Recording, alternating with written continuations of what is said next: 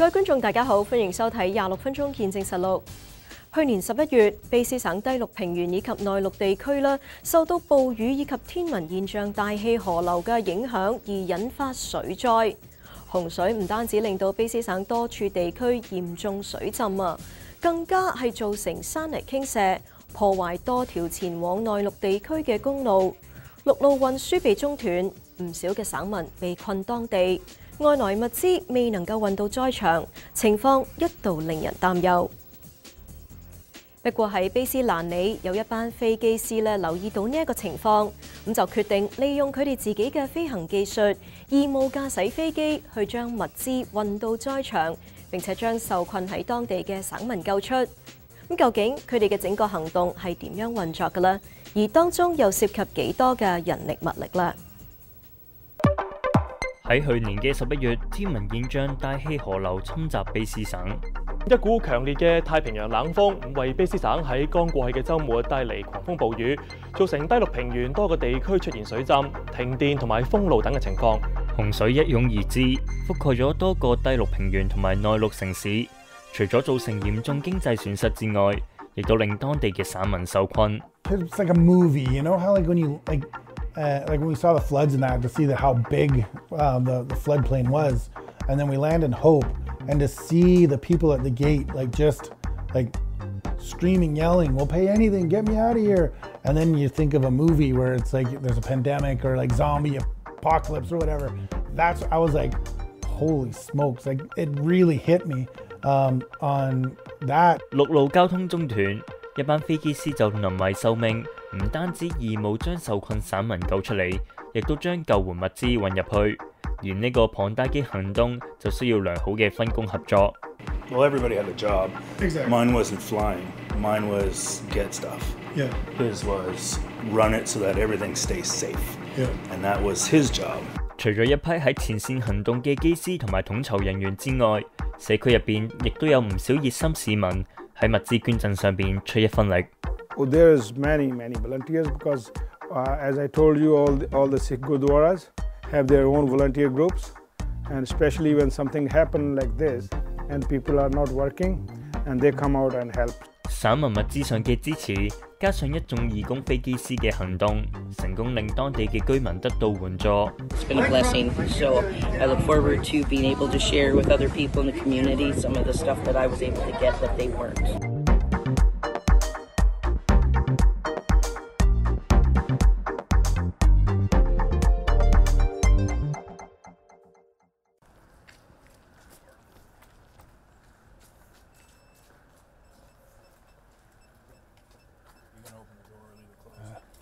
I'm gonna open it. 嚟自西岸機師俱樂部嘅飛機師 Sean Hibbs 今日就向我哋展示佢喺位於蘭里嘅停機庫。佢表示喺舊年11月嘅時候，呢個就係佢哋用作囤放救災物資嘅地方。Yeah, I got it. So this was all full. So like everything all the way back to the wall was filled. Yeah. Yeah, so it's all like supplies. So all these cars were out. Sean 表示佢過去未曾有過統籌救災行動嘅經驗。喺舊年年尾，卑詩省水災啱啱發生嘅時候，佢原本只係打算同朋友揸飛機喺高空觀察一下洪水嘅情況。So a friend of mine, Jason McDonald, we jumped in an airplane because we wanted to see what was flooded. Like, oh, it's cool, we can go fly and go take a look. So we went out and looked, and we heard the radio chatter.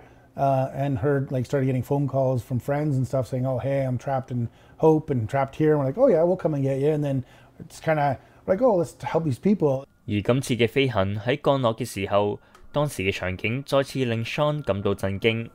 And then when we landed in, I think it was Hope was our first landing, and saw all the people at the gate just screaming, "Get me out of here! I want out of here! We'll do anything." So that's kind of like, okay, well, we got to come back, so we got to grab another plane. 同時 ，Sean 亦都意識到，只係靠自己一己之力並唔足以接載咁多受困嘅民眾，所以佢就喺社交媒體上嘅機師群組發出邀請，希望有更多機師參與行動。So just posted on there when it started happening, just saying, "Hey, does anybody want to help?" And the flood of people that came in that wanted to help was absolutely amazing. Like it was awestruck. Sean 嘅呼籲就成功號召咗88名機師，其中有25名更係恆常參與飛行救災行動。整個行動 ，Sean 同埋其他機師一共救出咗135名受困人士。有份參與行動嘅飛行學員 Gavin Robertson 就分享咗一啲難忘嘅感人片段。A single mom stuck here who couldn't get back to Hope, and her kids are at Hope. Yeah. And she's here. And I can look at the panic on this woman's face. It was just as a single parent, I looked at her and I'm like, Yeah. Don't worry, you're getting on this plane today and you're going home today. Yeah. You're getting home today. And it didn't cost her a cent. Getting you home today. 事實上 ，Sean 同埋所有機師都係義務接載呢啲民眾，過程當中並冇收取乘客任何費用。There's a lot of happy people that we were able to get them out. And like I said, some helicopter companies was charging $1,800 per seat. So you're talking like this is we could run 4 seats. So you're talking like $6,000 pretty much. We didn't charge anything. No, we just literally said if you can make a donation, great. If you can't, don't worry about it. And we had a list. We started out with just like 2 or 3 people. And by the end of the day, there was like 40 people on the list. 而除咗救人離開洪水泛濫地區之外 ，Sean 亦都收到消息指，由於陸路運輸中斷，當地開始出現食物同埋物資短缺嘅情況。Sean 就打算將物資飛往所需嘅地點，因此佢就同 Gavin 商討統籌物資嘅工作。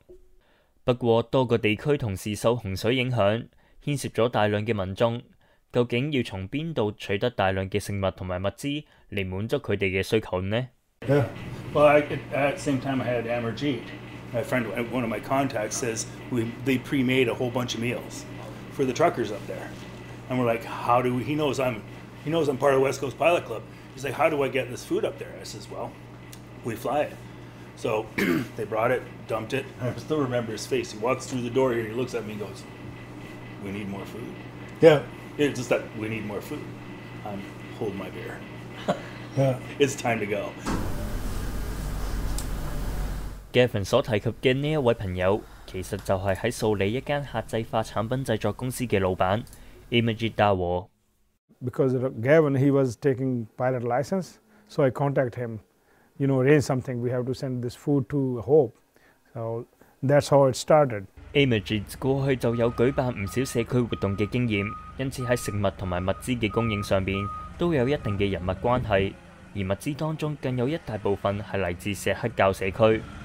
Yeah, it was pretty smooth because our local Sikh temple, where we made the first 3,000 meal for the peoples, and through not only this temple, all other Sikh temples, they announced to the community that these flood-affected areas need help. So all gurdwaras and societies, they collect all the items, and then we delivered that to the Langley Airport, and those areas are cut off by road. West Coast Pilot Club keep delivering all those areas. 除咗錫克教社區之外 ，Imajit 亦都透過社交媒體聯絡其他社區嘅民眾，一同參與物資收集行動。而喺短短2日之內，西岸機師俱樂部就已經充滿咗由民眾捐贈嘅物資，並開始運送出去。It was like food, planes, get it in and go. Yeah. It's like, but it just oiled down, and it was so great how quickly it became something really cool and really well organized, and we knew what and where, how things were going at any given moment. 而當物資運送到當地嘅時候 ，Sean 形容場面非常感人。When we landed the helicopter there, they were in tears because they were on rations. They were like literally on the last bit of food because they couldn't get out. They couldn't get anything. Now they saw the type of food we were doing because we talked to them and got what they needed. Like there was no babies in there, so why are we going to send diapers in place of food that we could send up? So that's why we, like Gavin was saying, we were very instrumental on making sure we got product that they needed, not just, hey, we got you stuff. 而整個行動維持咗2個月，雖然 Sean 有接受到受助民眾嘅捐款，不過所得嘅款項都唔足以填補飛機嘅燃料費用。So final tally of costs was 98,000 and change, almost 99,000, pretty close. And donations and fuel were at 58, almost 59,000 in donations. So there's still a gap that I'm out for the fuel because I paid for all the fuel, and paid for all the helicopters and paid for all that sort of stuff. But like I said, it wasn't about the money at all. It was just about helping people, and that's why I wanted to do this. 而60日嘅行動總共飛咗728次嘅航程，而喺行動當中，利用自己嘅飛行技術幫助咗咁多省民。Sean 表示自己只係盡飛機師嘅責任。The cool thing is that most pilots, they always fly for the mission. They're always looking for a mission to do stuff because eventually it gets kind of boring to fly. So I think that's why we got so many pilots. And then to see firsthand on what their donations, what the donations that they were flying in meant to these people, it really kicked into a lot of people. There was quite a few pilots that were emotional. There was a lot of hugging. There was a lot of tears. It was just an unbelievable experience to be part of that. 喺另一邊廂，主力籌備物資嘅 Imaged 亦都喺道路重開嘅時候，以貨車將物資運送到有需要嘅地區。Because of the road washout roads, and the stores have also out of supplies, so they need everything actually on those days. So they are, when we went there with the truck, we just send a message in the local community, and they come and volunteer with us to unload and distribute all the stuff. So it's like, community and brotherhood comes up. 而有過今次經驗之後 ，Sean、Gavin 同埋 Imaged 就決定開設一個緊急應變機構，以備將來有乜嘢突發事故，佢哋都可以第一時間協助。We've got everything in place. We have the money in place. We have donations in place. We have all the mayors and everybody are part of the evac, or we're calling it AERO, Airlift Emergency Response Organization. So we're putting together that as well, a task force for that. So if it happens, we're ready to go right away. 咁除咗水災之外，去年卑詩省啦，亦都受到林火肆虐。有居住喺大溫地區嘅省民就去到內陸地區進行災後處理嘅義工服務。我哋下一次翻嚟再睇。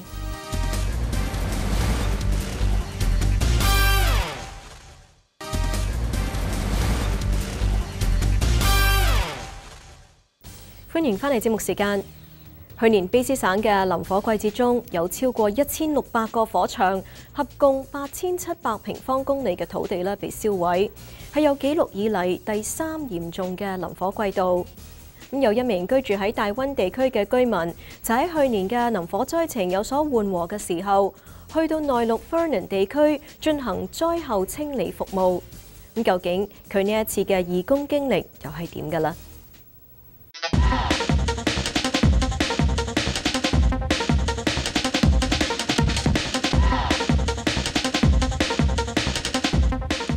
舊年卑詩省嘅山林大火，加上極端酷熱天氣，對卑詩內陸居民造成巨大威脅。住喺大溫地區嘅 Fairchild 陳志浩喺上年10月嘅時候，抽出咗1個星期嘅時間，去咗嚴重受林火影響嘅卑詩內陸 Vernon 地區進行義工服務。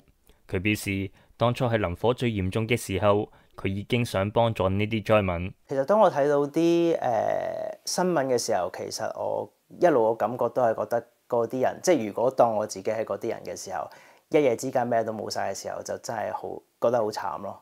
咁而一路聽翻嚟嘅時候，都係話成條村即係 Lytton 嗰邊成條村全部都燒晒啊，連消防局警署全部都燒晒嘅時候，我就覺得真係你要重建一個城市都好難咯。咁所以我諗，如果有機會嘅話，可以去幫到手，睇下有啲咩幫到手嘅時候，都會想去咯。其後佢收到一間機構嘅義工招募信息，因此佢就立即申請成為義工。咁我參加呢個組織係叫做 Samaritan Purse， 佢裏邊有一個嘅 project 係叫做 Disaster Relief Unit。咁係專係幫一啲災後嘅重建嘅工作咯，例如係水災或者火災之後佢哋需要重建嘅工作，佢哋都會去幫手嘅。Patrick 喺舊年嘅10月1號出發，當時預計會喺當地進行9日嘅義工行程，而佢需要自駕去到 Fairchild 同該義工組織會合。佢分享出發嘅時候喺沿途見到嘅景象已經令佢十分難忘。咁而到當地嘅時候，啲空氣啊，睇到啲一路揸車去嘅時候，睇到沿途嗰啲燒爛咗嘅樹啊，全部嘅嘢嘅時候，其實嗰個感受係更加震撼咯。當到達 Fairchild 之後 ，Frederick 就隨隊出發到附近被林火燒毀嘅地區進行災後處理工作。咁我哋集中喺嗰時，有個地方叫做White Rock Lake 嗰度係有個大火，咁所以佢受到波及嘅地方係喺一個叫做 Okanagan Indian Reserve 嘅地方。咁裏邊有好多人喺嗰度住啦。而喺白石湖地區，有災民形容當時嘅火勢猶如猛獸一樣。It was an ugly monster coming at you, and it was ugly. Like I never seen like flames. You didn't see much flames, but the red embers and everything just floating. 而部分災場嘅受損程度相當嚴重。There's a 1981 Harley Davidson sitting in there. It's just melted. 其實每個西都唔同嘅，但係通常都係燒到係全部嘢都係冧晒㗎啦。即係有一家人佢有2個嗰啲cargo container 咁好大個嘅，咁跟住2個都係全部啲嘢都燒晒。咁有車啊，有電單車嗰啲燒到溶晒咯。咁有啲個屋嘅所有嘅 structure 嗰啲嘢全部都係燒到冧晒咯。呢啲咧佢叫做ash pit 啦。咁呢啲其實係啲火咧，佢燒個樹，佢啲火其實唔係喺樹頂度燒上嚟，佢樹根度燒嘅。咁縮咗之後，其實佢就變咗係啲灰燼㗎。咁跟住其實係一個好深嘅窿咯。咁所以你見到好多呢個唔係啦，呢啲咁咧，佢會燒咗個樹根咯。咁所以其實我哋去嘅時候都係一個 safety hazard， 會睇呢個地方係需要留意下。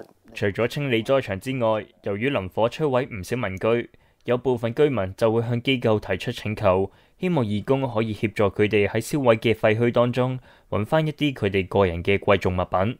佢話俾你聽，例如我屋企嘅邊一個角落裏邊，我想揾啲乜嘢咯。因為佢成間屋太大，我哋唔會每個地方都揾嘅。我哋會集中，例如呢個衣櫥裏邊係有一啲首飾，我想揾翻出嚟嘅。咁我哋就集中喺嗰個 area 度去睇有冇嗰啲嘅首飾喺裏邊。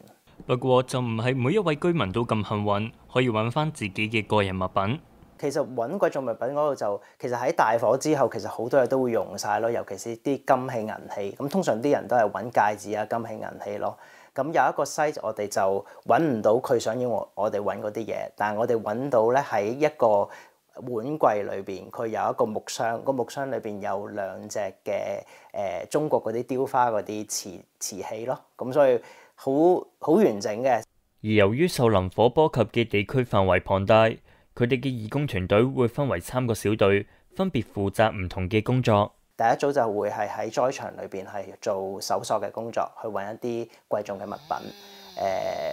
另外一組係負責係用電鋸嘅，咁佢哋會將啲燒燶咗嘅樹係去鋸成一橛啊。咁跟住第3組就係嗰個鏟泥車嘅組別，係會去將嗰啲嘅廢墟裏邊嘅垃圾去作出清理咯。咁而我自己本身所做嘅嘢就係幫個鋸樹同埋鏟泥車嗰邊係去睇防止有人係受傷咯。Frederick 所屬嘅鋸樹小隊會涉及使用到大型器械嘅情況。雖然 Frederick 當時未有親手使用到部分工具，但喺參與嘅期間，佢都學識咗好多相關嘅知識。其實對我嚟講係新嘅，我都呢方面係冇經驗嘅。咁但係佢哋都好好咯，佢哋會係佢請我哋翻嚟嘅時候，其實係我哋會係去做嗰個搜索或者搜尋嘅工作，去揾翻一啲貴重物品或者係一啲有紀念嘅價值嘅物品咯。咁但係如果有啲人係佢想學點樣去用電鋸或者點，佢都會 train up 嗰啲人咯。而喺進行災後清理服務工作嘅同時，Frederick 亦都喺過程當中有機會了解到災民嘅情況。唔同居民有唔同嘅狀態咯，有啲其實仲係好驚恐嘅狀態當中咯，佢已經係唔知點算，佢亦都係唔係好想接受外界嘅幫手。有另外一啲佢係可能等緊驗疏公司啊，所以佢唔想任何人入到佢嗰個災場裏邊去搞亂佢啲嘢。咁但係有另外一啲咧，佢開始踏出第一步就去 contact 我哋，咁我哋就去幫佢手。但係初頭其實都有啲傷感咯，睇到佢。但係 eventually 佢哋都去開放佢哋自己，慢慢嘅喺嗰個唔開心裏面走出嚟咯。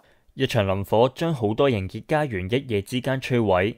Fairchild 表示，唔少當地嘅居民經濟上都出現困難。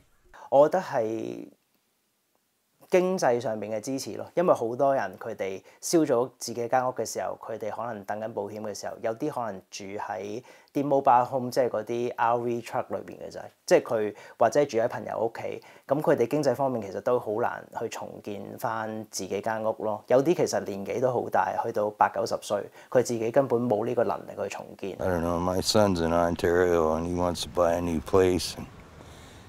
His dad, why don't you go in on a place with me? So I might do that, I don't know.